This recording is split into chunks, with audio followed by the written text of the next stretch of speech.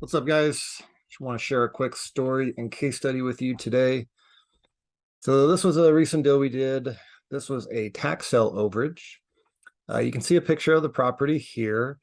You can see this was kind of just a vacant lot at this point in time. Now it does look like there was a structure right here, but clearly it's burned down or been demolished.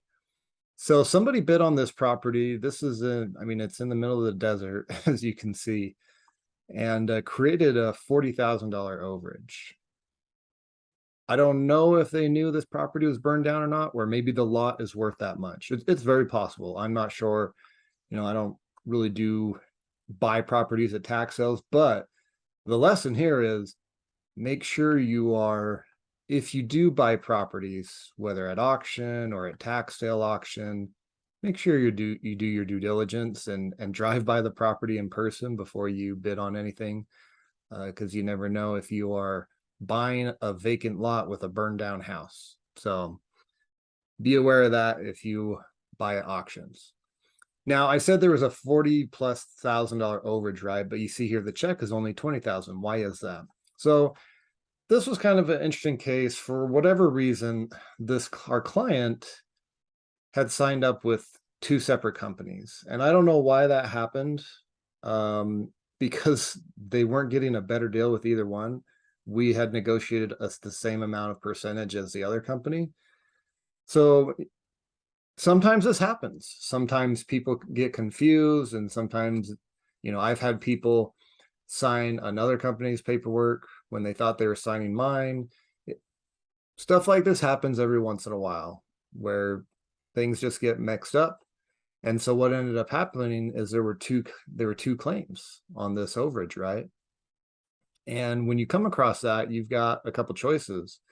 You either fight it or you try to find a win-win.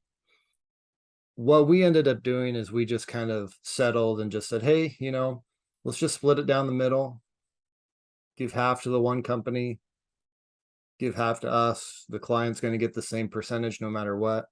So they'll get their full amount, and all will be well, right? That's what we ended up doing. Now, did we have to do that? No, we did not, especially because our agreement predated the other company's agreement. So we could have played hardball and we could have been like, you know what? Our agreement supersedes yours, therefore we should get the full amount.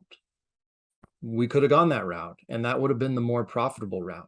Obviously, if we had done that, and if we had won, then the profit would have been double on this deal. Instead of $8,000 profit, we would have had a $16,000 profit. So, but we ended up just splitting it down the middle. Why did I do that? I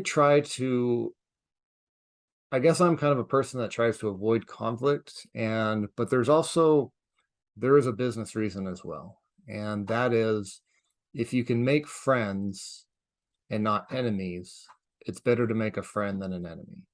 It's better to collaborate than compete. And so this was an opportunity. This was an opportunity to collaborate with a company. Okay. Now, how did we do that? Besides just splitting the deal down the middle? Well, when all was said and done, I reached out to the owner of the other company. I was like, hey, I appreciate you working with us on this. Where can I leave you a review? And I left them a review on their Google business page and their BBB. And guess what happened? They did the same for me. Wrote a very nice review on my BBB, on my Google. And that review may in the future help me get another deal or two deals, or who knows how many deals that review could help. And if I ever run across that person again, I know that I have an ally and not an enemy. There's a saying out there that knights compete, but kings collaborate. And so either way, you can do whatever you want. I would encourage you that if you have the opportunity to collaborate with a competitor, that you give it a shot, make some friends. Maybe that means you sacrifice a little bit of profit on one deal, but I think long-term it's worth it. It's just my opinion. So that's it for today. That's that story on a tax sale overage deal. And yeah, appreciate you guys. We'll see you in the next one.